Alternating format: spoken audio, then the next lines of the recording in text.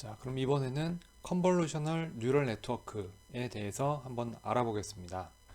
컨볼루셔널 뉴럴 네트워크 CNN은 굉장히 많이 사용되고 있고 결과도 좋게 나오기 때문에 굉장히 많이 연구가 되고 있습니다. 그래서 인터넷에 여러 가지 튜토리얼이나 자료도 많고 그다음에 다양한 변종들이 존재합니다. 그 내용들을 본 강의에서 전부 다룰 수는 없고 여러분들이 이 컨볼루셔널 뉴럴 네트워크를 이해하는 데 필요한 어떻게 보면 최소한의 정보를 담고 있습니다. 그래서 이 강의를 보시고 그다음에 여러분들이 필요한 내용들을 추가로 공부하시면은 굉장히 빠른 속도로 지식을 습득하실 수 있습니다. 자, 그러면 가장 쉬운 예는 역시 1차원 데이터 구조에서 살펴보는 거겠죠. 자, 요게 컨볼루션 오퍼레이터라고 생각을 하시면 되고요. 그래서 요 데이터에다가 요 커넬이라고 부릅니다. 필터 혹은 커넬이라고 부르는데 요 커넬을 통과시키면은 우리가 어떤 결과를 얻게 되겠죠. 자, 용어가 좀 컨볼루션 이러면 좀 어려울 수 있는데 이게 이제 디스크리타이즈 돼서 컴퓨터로 알고리즘으로 구현할 때는 굉장히 간단해집니다. 자, 입력 데이터가 이 어레이라고 할 때 이 어레이에는 x0부터 n개의 데이터니까 xn-1까지 이렇게 순차적으로 담겨 있다고 할 수 있겠죠. 이게 입력 데이터입니다. 그래서 이런 데이터가 입력으로 들어올 때 이제 우리가 요 컨볼루셔널 필터 혹은 커넬, 필터라고 하기도 하고 커넬이라고 하기도 하고 용어가 여러 가지가 있습니다. 자, 이 필터를 통과시켜서 이렇게 결과를 얻어내는 방식을 한번 살펴보겠습니다. 자, 지금 필터 혹은 커넬 위드스가 3이다 라고 되어 있는데 실제로 여기 하나 더 붙어 있죠. 그래서 이거는 컨볼루셔널 뉴럴 네트워크를 짤 때 바이어스 B를 이제 추가하는 경우가 있어서 제가 넣어 놨습니다. 일반적으로 이미지 프로세싱에서 컨볼루션 필터라고 한다 그러면은 여기까지입니다. 여기까지였고 이제 뉴럴 네트워크에서 트레이닝 할 때 바이어스가 필요해서 여기 하나씩 더 붙는 방식으로 사용을 하고 있습니다. 자, 그거 참고하시고 자, 그러면은 컨볼루션을 할 때 여기 필터가 값이 3개죠. W0, W1, W2 그러면은 여기 앞에 3개에다가 요 필터의 W0, 1, 2, 3를 각각 곱합니다. 자, 그러면은 Y0는 W0 곱하기 X0 W0 곱하기 X0 더하기 W1 곱하기 X1 W1 곱하기 X1 더하기 W2 곱하기 X2 W2 곱하기 X2 그 다음에 마지막으로 바이어스를 더해주게 됩니다. 어떻게 보면 전통적인 이미지 프로세싱에서 사용하던 이미지 컨볼루션, 이미지 필터링은 이 바이어스가 0인 형태라고도 볼 수 있겠죠. 자, 그럼 Y1에서 할 땐 그럼 어떻게 하느냐? Y1에서 할 때는 아까 X0에서 시작을 했죠.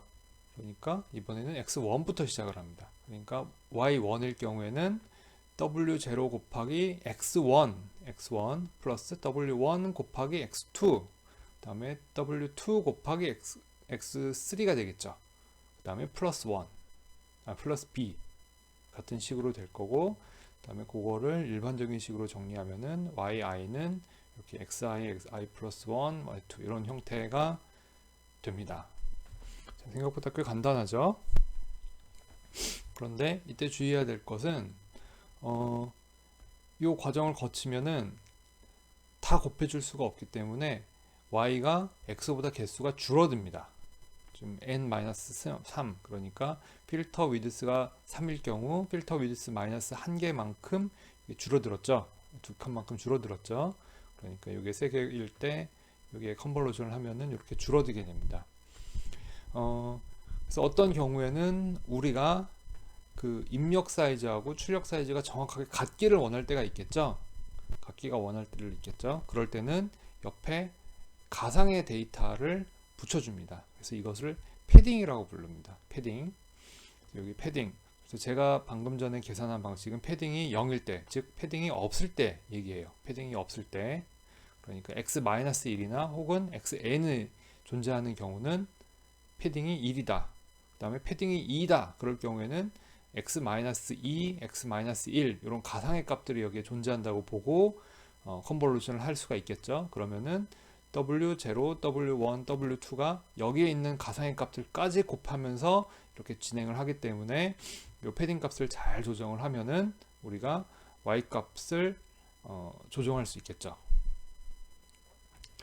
자, 이때 그러면은 그래 여기에 가상의 값을 여기 가장자리에 이렇게 넣어주는 건 좋아요 이렇게 생각할 수 있는데 그 대신에 무슨 값을 넣나요? 이렇게 생각할 수가 있겠죠.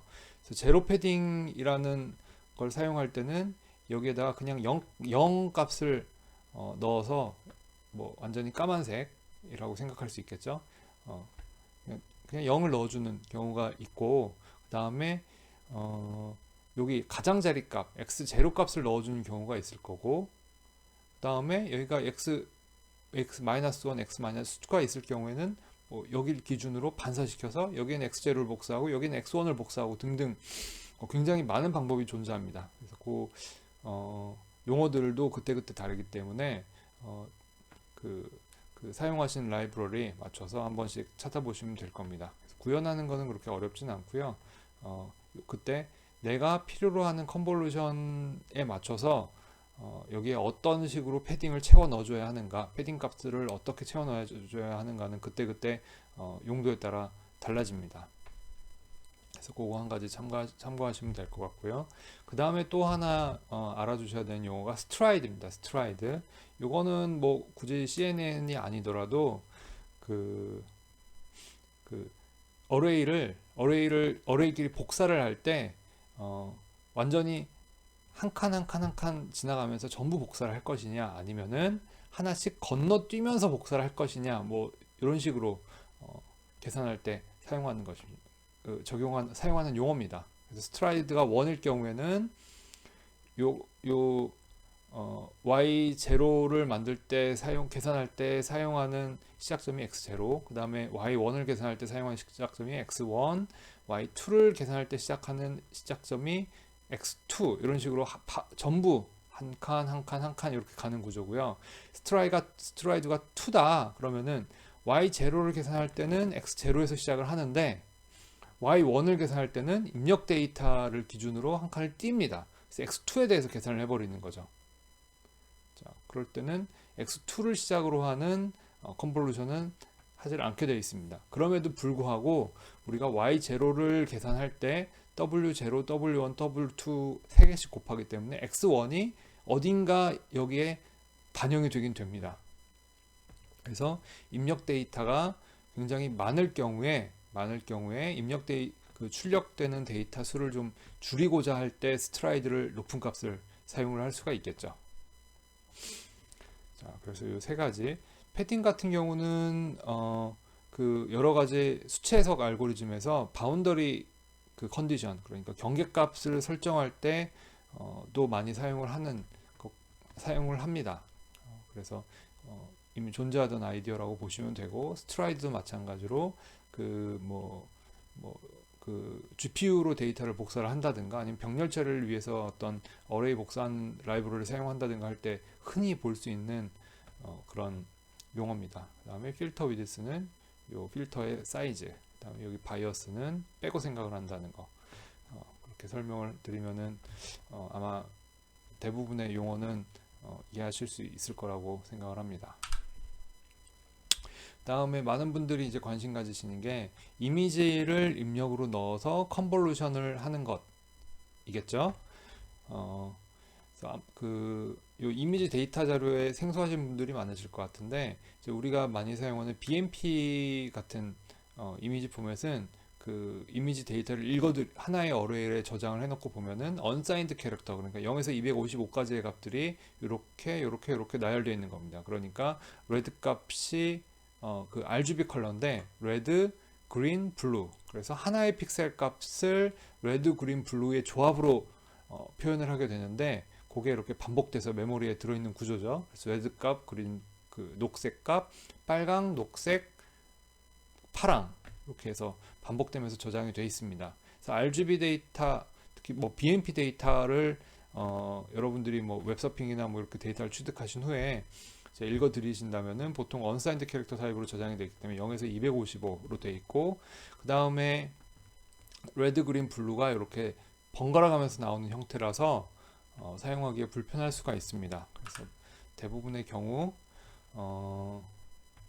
이렇게 레드하고 그린하고 블루를 분리해서 마치 3차원 어레이인 것처럼 사용해서 어레이인 것처럼 입력으로 넣으시는 방법도 있습니다. 그 방법이 한 가지가 있고, 그 다음에 그 딥러닝이 아무래도 연산량 부담이 크기 때문에 이제 컬러를 처리하는 경우도 있지만, 또 많은 경우에는 요 RGB 값을 평균을 내서 이제 그레이 컬러 하나의 어레이로 바꿔서 계산을 하는 경우가 있습니다.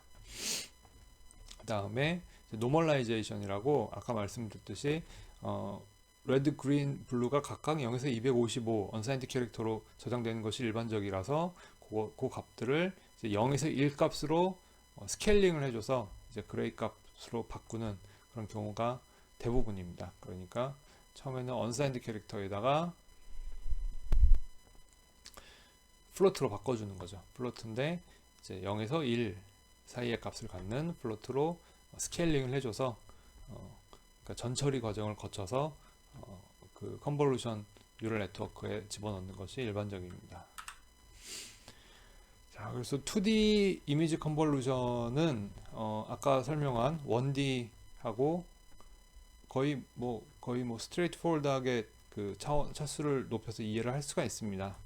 그래서 여기 지금 식을 제가 좀 적어놨는데 보시면은 이제 2차원 컨볼루션에서는 컨볼루션 매트릭스, 그러니까 컨볼루션 커넬이 2차원이 되겠죠. 아까는 1차원 어레이였고 이번엔 2차원 매트릭스 형태로가 되고, 그 다음에 그 컨볼루션을 한다 그러면은 이것도 마찬가지로 2D 어레이가 입력으로 들어오고 2D 어레이가 출력으로 나가는 그런 형태가 되겠죠.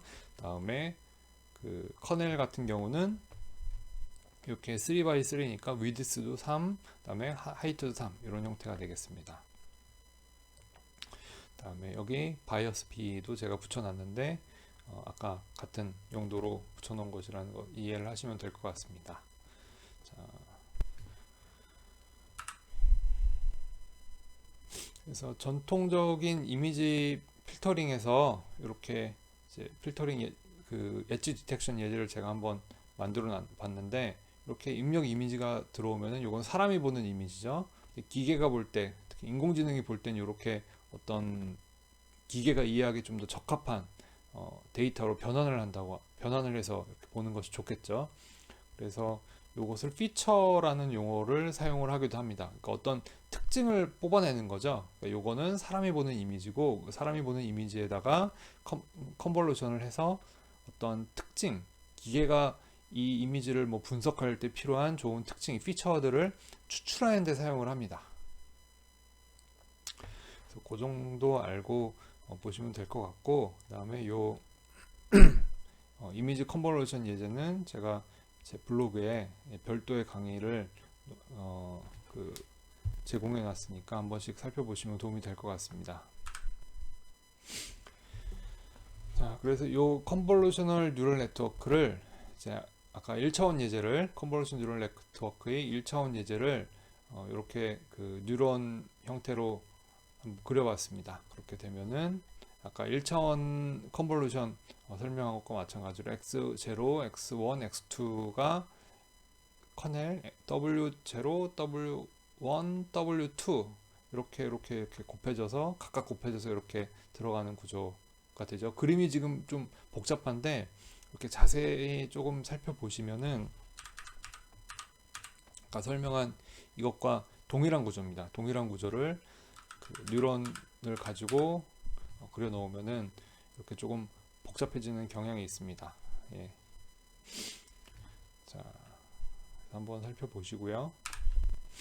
자, 그 다음에 제가 방금 페이지, 그래서 요 페이지를 보시고 이해를 하시면은 폴드 프로포게이션, 그러니까 컨볼루셔널 뉴럴 네트워크의 폴드 프로포게이션에 대해서는 아마 이해를 하실 수가 있을 것 같고요. 그 다음에 만약에 이게 좀 복잡해서 이해가 안 가신다라고 생각하시는 분들은 예전 그 풀리 커넥티드 네트워크까지 강의를 한번 다시 복습을 해보시면 이해하시는데 도움이 될 것 같습니다.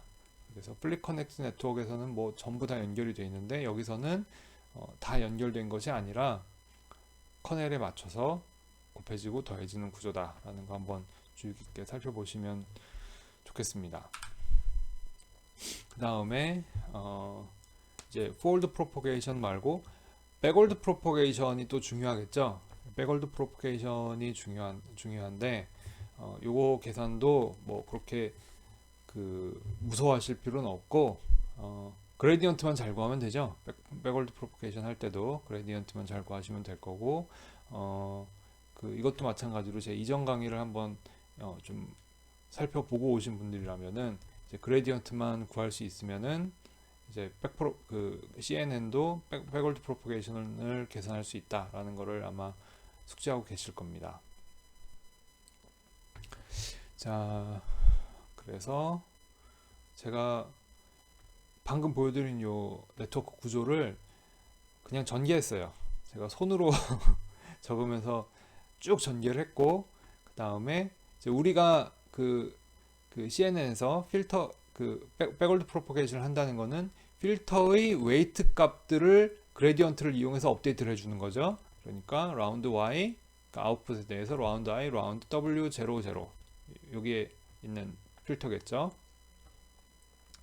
필터에 대해서 필터의 웨이트에 대해서 미분을 할 수 있으면 우리가 그레디언트를 구하고 그걸 이용해서 그레디언트 디센트 메서드 이용해서 백월드 프로포게이션을 할 수 있겠죠. 그럼 뭐 웨이트 값을 업데이트하고 우리가 이제 훈련을 시킬 수가 있습니다. 그래서 이것도 제가 한번 유도를 해봤는데 생각보다 그렇게 유도하는 게 어렵진 않아요. 굉장히 단순한 절차입니다. 그래서 지금까지의 강의를 잘 쫓아오신 분들이라면은 아마 이 부분만 보시면은 이해를 하실 것 같아요. 자, 그래서 미분하는 것, 뭐 체인을 이용해서 미분하는 거는 뭐 그냥 간단한 연습이 될 거고,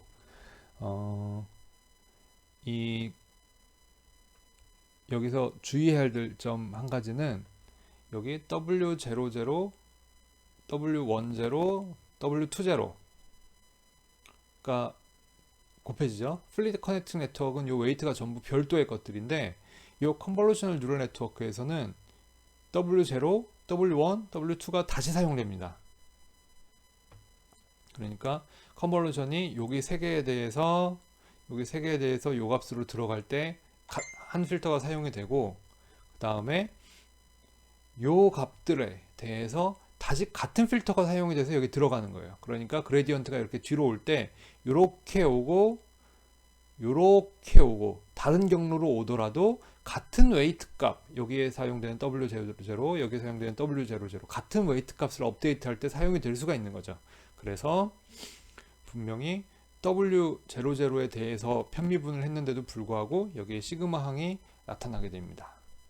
그래서 만약에 여러분들이 백프로포게이션을 직접 구현을 해보신다거나 할 때 이제 플리 커넥티드 네트워크에 대해서 충분히 이해를 하신 다음에는 아마 요 부분만 주의를 하시면은 크게 어려움 없이 이해를 하고 구현을 하고 사용을 하실 수가 있습니다.